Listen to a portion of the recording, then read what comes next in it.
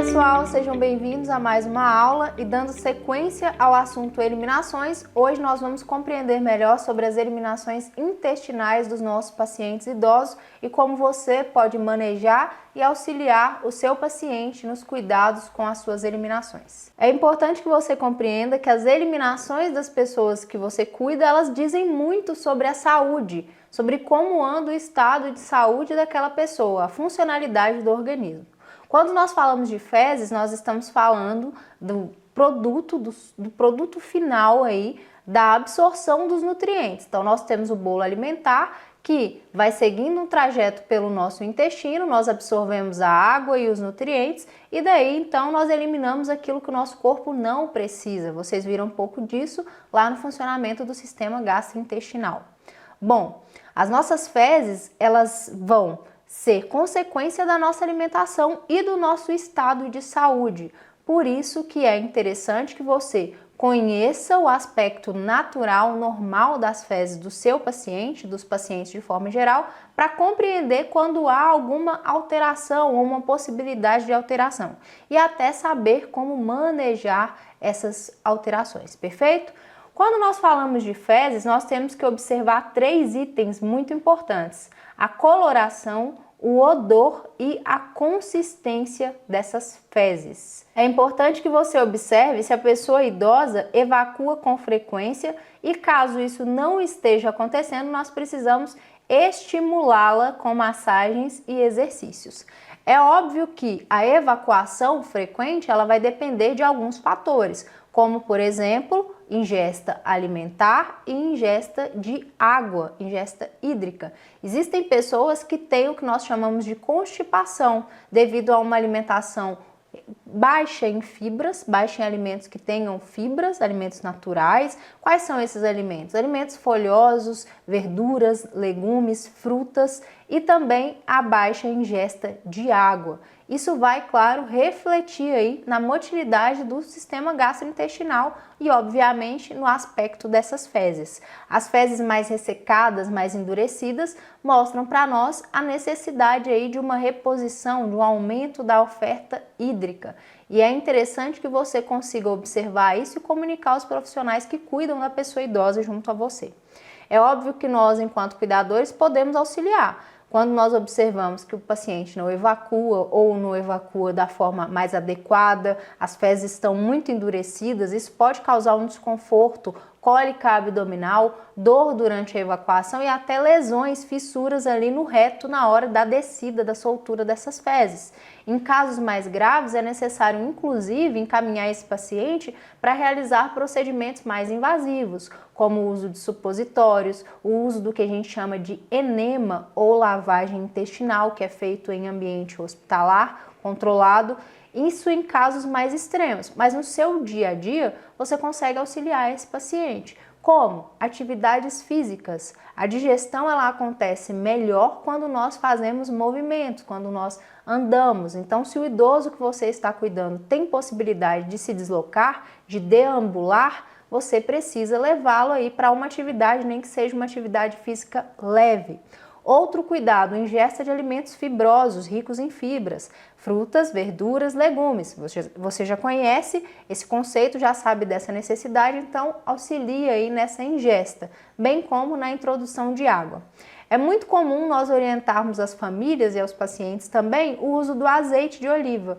O azeite de oliva, ele auxilia naqueles casos em que o paciente tem uma dificuldade para evacuar, fezes muito endurecidas. Quando nós já temos uma ingesta de água ok e uma ingesta alimentar também ok, é interessante uma colher ou 2 de azeite extra virgem ou até do óleo de coco. Esses óleos naturais, eles auxiliam aí na motilidade, na lubrificação desse bolo fecal para que ele saia sem muitas dificuldades, perfeito? Então, é importante que você também entenda que pessoas idosas podem perder o controle sobre o funcionamento intestinal e evacuarem em momentos inadequados ou considerados inadequados por nós. Isso acontece muito mais quando nós temos um idoso com a cognição prejudicada, um idoso com Alzheimer ou com algum tipo de demência. Esses tipos de demências, quando afetam ali o nosso lobo frontal, que é a região do nosso cérebro que nos conduz a tomar medidas aí de comportamentos sociais, medidas pensadas, né, a compreender que evacuação, por exemplo, ela deve acontecer em um ambiente específico, em um momento específico. Um paciente que tem uma demência, que tem uma questão de saúde mental, não tem essa compreensão. Então, para ele, a evacuação ela pode acontecer em determinados momentos, em qualquer momento, e ele não consegue te falar que quer evacuar, que quer eliminar urina ou fezes. Isso pode acontecer sim. Você, como profissional cuidador que está em perfeitas condições mentais, precisa normalizar isso e compreender que não é um comportamento inadequado pensado pela pessoa idosa, e sim algo que pode acontecer no processo de envelhecimento. Eu, quando trabalhava como cuidadora, diversas vezes tinha que limpar o chão, limpar minha paciente, né? Por causa da eliminação urinária. É claro que quando eu falo limpar o chão, eu não tinha consciência das atribuições específicas do cuidador. Então eu ficava naquele processo de cuidar da parte doméstica também, né? Vocês que são profissionais que entendem da parte aí legal da profissão de vocês, sabem que isso não cabe ao profissional cuidador, perfeito? Mas compreendam que o idoso ele não tem culpa desse processo. Tá? Isso pode acontecer naturalmente. Em relação às fezes, nós temos uma coloração típica mais amarronzada. Esse é o natural. As fezes elas tendem de um amarelo, uma cor amarelo abóbora, para um tom amarronzado. Fezes com sangue, fezes enegrecidas, escuras, fezes que estejam aí esverdeadas ou até mesmo esbranquiçadas indicam alterações. Quais são essas alterações? Quem vai identificar isso é o profissional médico com os exames adequados. Você, como cuidador, precisa identificar essas alterações. Se na hora da troca de fralda, na hora de levar o seu paciente ao banheiro, você identificou que as fezes estão esbranquiçadas, esverdeadas ou com resquícios de sangue, você precisa anotar isso no prontuário do seu paciente, revelar essa informação para a família do seu paciente e também comunicar aos profissionais envolvidos no cuidado, sejam enfermeiros ou médicos, para que eles consigam aí compreender. Outras situações que podem alterar aí a concentração, os aspectos das fezes. Nós temos vários medicamentos que podem alterar o trânsito intestinal, a flora intestinal e apresentarem reflexo aí nas eliminações dos nossos pacientes. Então, observe se existe algum medicamento diferente que pode estar dando alguma reação para que a gente consiga compreender, perfeito? Então, é sempre interessante. As fezes, elas têm um aspecto, uma forma mais pastosa e não é endurecida, né? Ela é mais pastosa e não é tão rígida nem tão amolecida. Fezes amolecidas podem indicar uma infecção intestinal, gastrointestinal, fezes diarreicas que nós chamamos, né? São aquelas fezes líquidas. Isso pode indicar alguma infecção que precisa de tratamento com antimicrobiano, com antibióticos. No caso das fezes muito rígidas, pode indicar para nós que esse paciente precisa de um estímulo gastrointestinal ou ainda que existe alguma alteração. Então é interessante que você consiga aí compreender essas diferenças básicas para orientar os profissionais. Em relação ao odor das fezes, nós não vamos ter um odor muito interessante, né? As fezes elas têm um odor fétido, nós chamamos de odor fétido na área da saúde. O que é isso? Significa que não é um odor agradável, porém existem aí situações que podem deixar o odor das fezes ainda mais intenso, ainda mais fétido, principalmente em casos de infecções, casos em que nós temos aí um sangue, né, digerido, aquelas fezes enegrecidas que vêm com sangue. Isso geralmente acontece quando nós temos um sangramento na região ali na região gástrica, região do estômago. Então esse sangue ele desce, ele é digerido junto com os alimentos e aí ele sai nas fezes. E aí o cheiro dessas fezes ele fica ainda mais fétido, ainda mais intenso. Isso precisa também ser comunicado aos profissionais de saúde. Você, como profissional cuidador, precisa estar atento a essas informações, perfeito? Bom, em casos que nós temos os pacientes com constipação, ou seja, paciente que não consegue evacuar naturalmente ou que a frequência da evacuação ela é menor do que o adequado, o ideal seria que nós evacuássemos aí todos os dias, né, de acordo com a nossa ingesta alimentar, mas existem pessoas que têm uma constipação natural, ficam 3 dias, até mais dias, né? É claro que quando nós temos um paciente a partir de 5 dias sem evacuação, isso precisa ser comunicado para que nós tomemos uma conduta, tá? Então, como que nós podemos auxiliar no estímulo intestinal?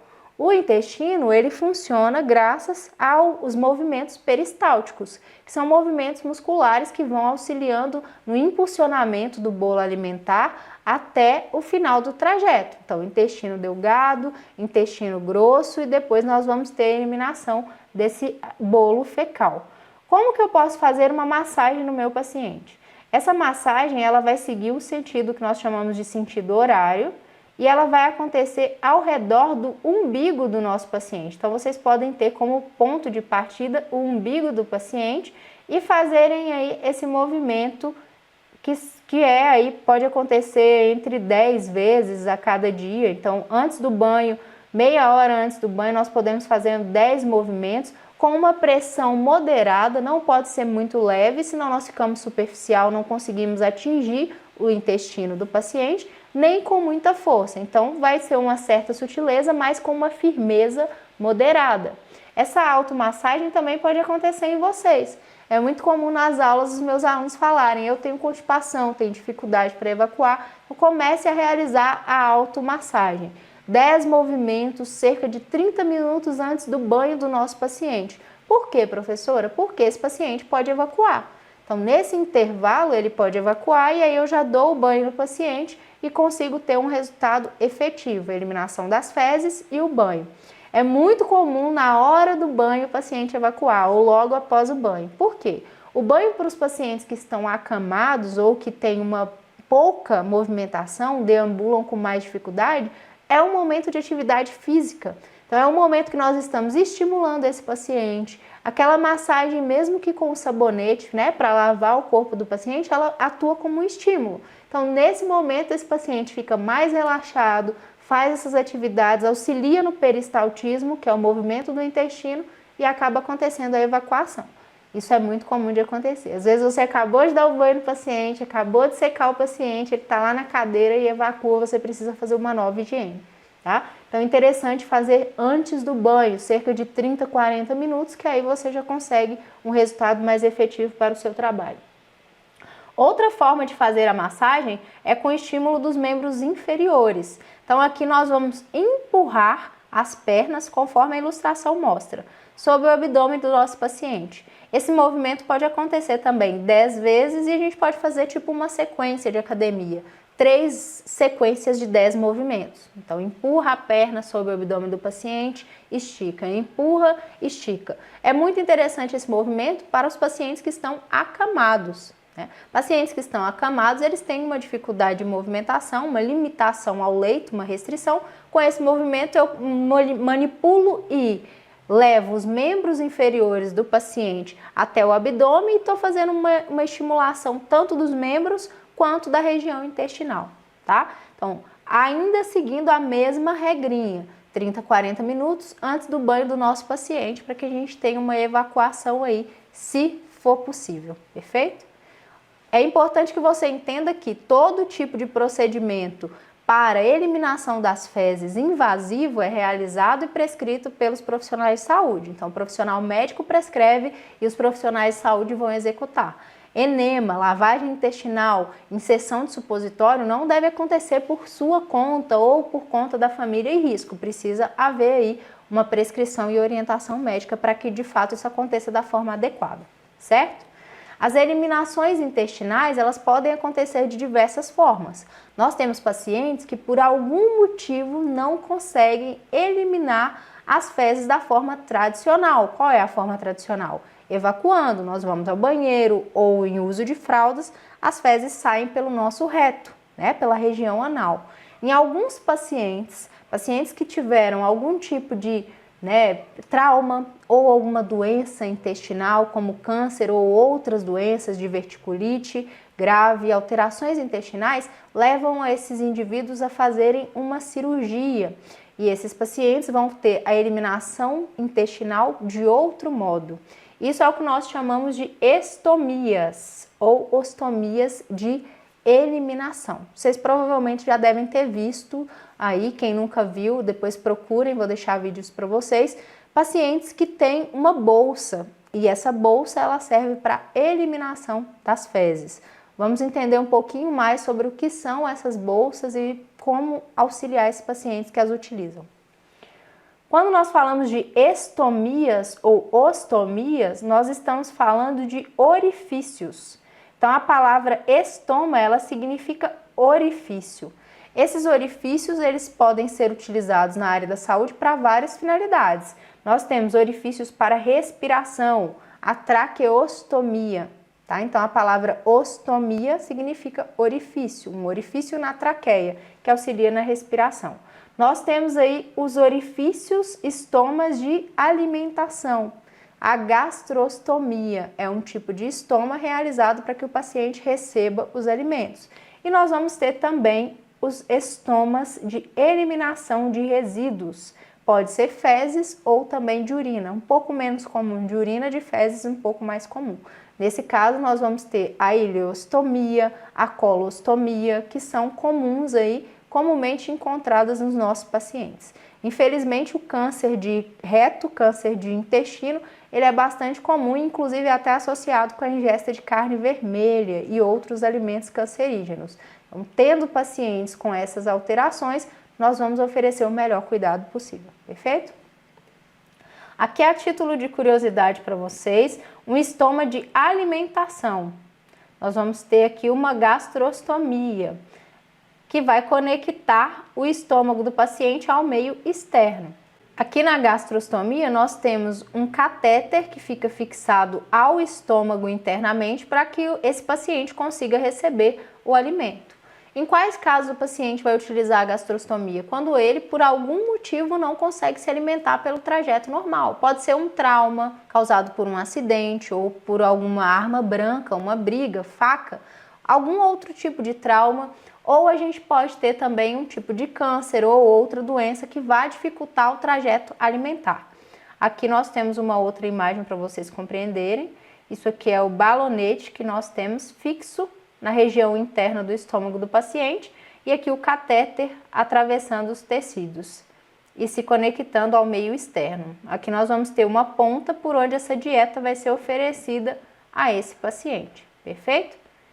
Esse daqui é o que nós temos de estoma de alimentação. Para a eliminação, ou seja, para a evacuação dos nossos pacientes, nós temos alguns tipos. A ileostomia ou a colostomia. O que é importante vocês entenderem? O que diferencia uma de outra? O lugar onde foi realizada. Na ileostomia, nós vamos ter aqui uma região onde as fezes ainda estão mais amolecidas. Então, o paciente ele vai ter uma bolsa e a coleta dessas fezes vai ser uma coleta de fezes ainda mais amolecida, porque elas ainda estão com uma quantidade alta de água. A absorção de água ela vai acontecendo ao longo do trajeto do nosso intestino. Na colostomia, nós vamos ter as fezes mais próximas do aspecto final, mais pastosas, mais endurecidas, tá? Então, nós vamos ter a eliminação de fezes de diferentes tipos. Aqui nós temos para vocês entenderem algumas imagens. Ó. Aqui nós tivemos um câncer, uma neoplasia maligna, que acometeu essa região do intestino do paciente. Com o procedimento cirúrgico, essa região precisa ser removida. Removendo-se essa região, o paciente precisa evacuar. Dessa forma, o profissional médico vai criar um estoma, uma colostomia que nós chamamos. O que significa? Em que consiste isso? O médico vai retirar uma porção desse intestino para fora.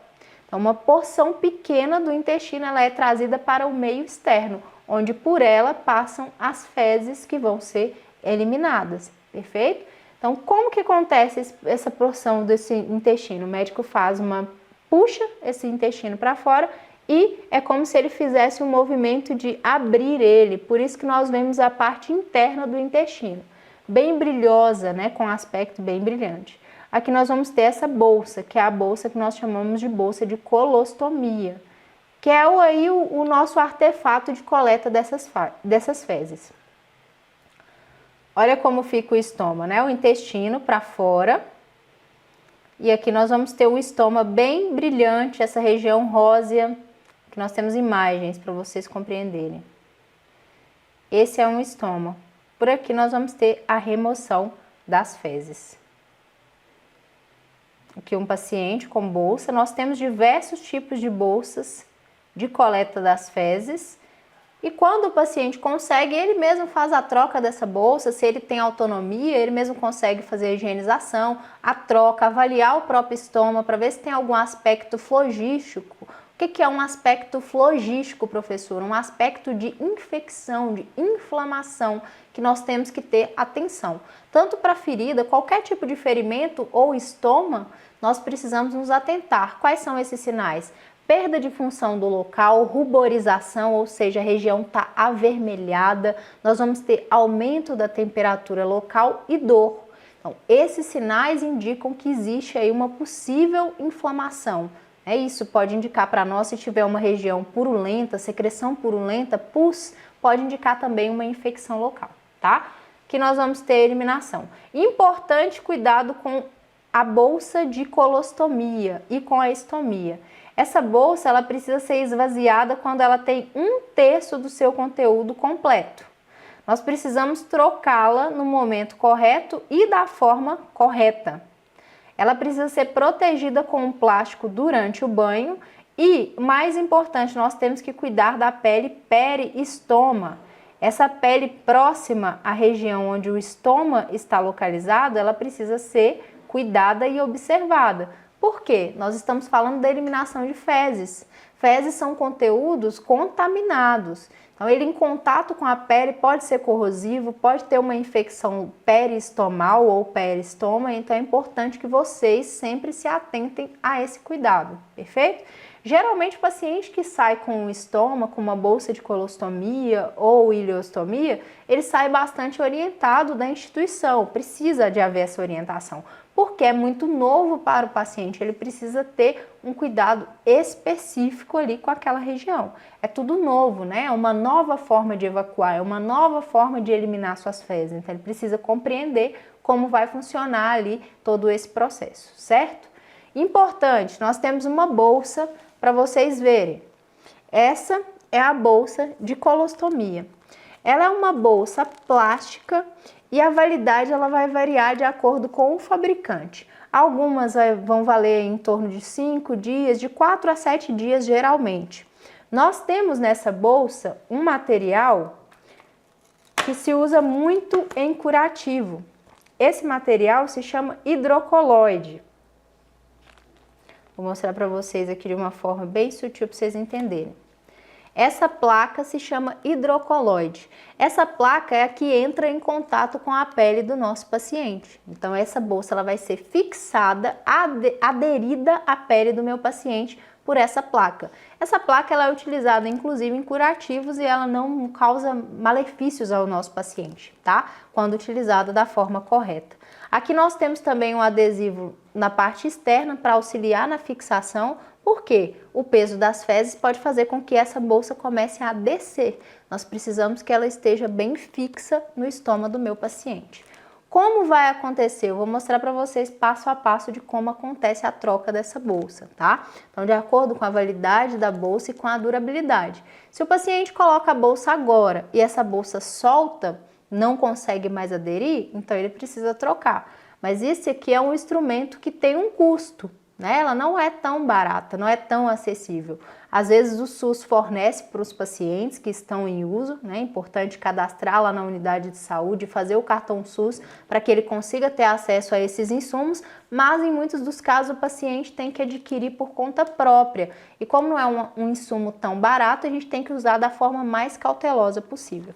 Vocês vão ver que aqui nós temos uma numeração, várias numerações em milímetros.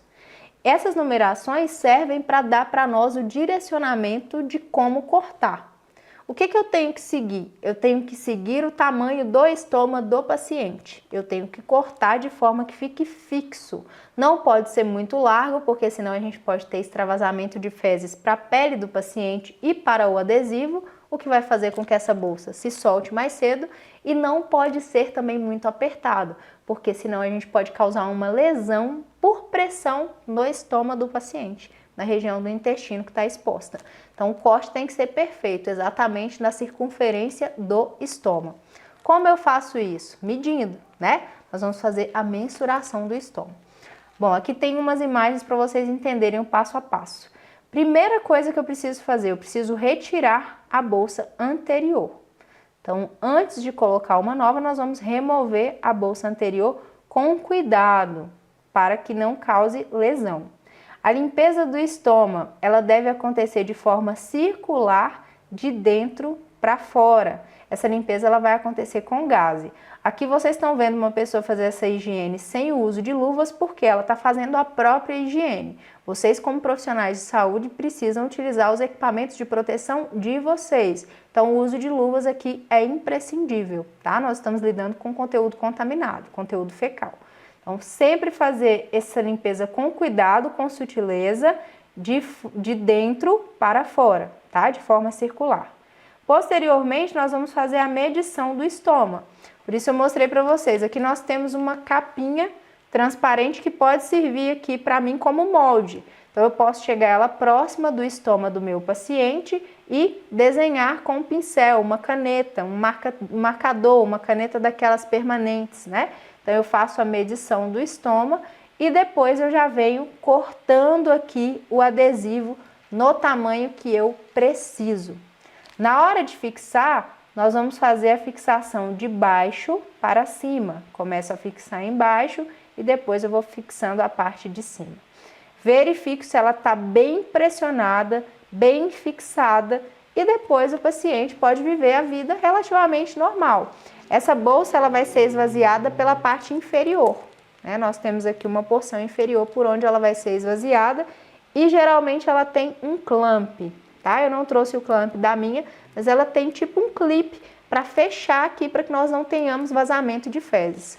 Hoje no mercado nós temos diversos tipos de bolsa. Essa que eu mostrei para vocês é apenas um dos modelos. Existem bolsas que nós chamamos de bolsa de duas vias, que uma delas é a que fixa no paciente e a outra é o coletor, né? Essa bolsa propriamente dita, que nós fazemos primeiro a fixação da placa e depois nós acoplamos a bolsa, né? Ela vem com um fechinho, tipo um clique, e aí você tem aí uma bolsinha de boa utilização.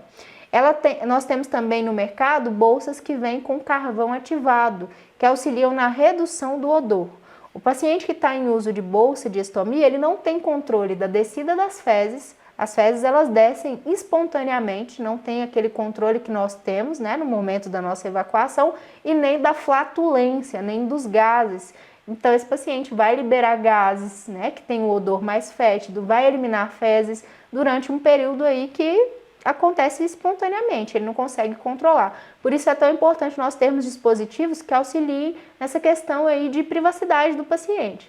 Percebam que nosso natural, né, é fazer as nossas eliminações de modo privado, sem a presença de outras pessoas. Então, de repente, ter as suas eliminações acontecendo de forma espontânea, de modo que você não controla, inclusive em público, pode ser muito complicado. E aí eu chamo a atenção para vocês para essa nossa chamada aqui. Pessoas que estão com estomias intestinais necessitam de muito apoio psicológico. É importante que vocês fiquem atentos. Uma mudança muito grande na autoestima, na autoimagem. De repente você tem a eliminação das suas fezes mais próxima a você, o uso de uma bolsa. Isso pode interferir na vida sexual do seu paciente, na autoestima, na forma como ele se vê, como ele vê a própria vida. Então é importante que você, profissional, para além de saber colocar uma bolsa, manusear uma bolsa, saiba também identificar possíveis receios do seu paciente e orientá-lo, confortá-lo na medida do possível. Existem estomias que são temporárias e existem estomias que são permanentes. Tem pacientes que vão ficar com essa bolsa para o resto de suas vidas. E nós temos aqueles pacientes que vão ficar durante um período e depois retornam aí, fazem uma cirurgia de reversão. Em todos os casos é preciso dar aí o apoio para esses pacientes para que eles consigam lidar com essa grande mudança no seu corpo e na sua forma de viver as suas eliminações. Perfeito? Bom, espero que vocês consigam auxiliar os pacientes de vocês da melhor forma possível, conhecendo melhor sobre as fezes e entendendo sobre a importância de avaliá-las e que você aprenda cada vez mais sobre todos esses temas. Para essa aula era isso, eu encontro vocês na próxima aula.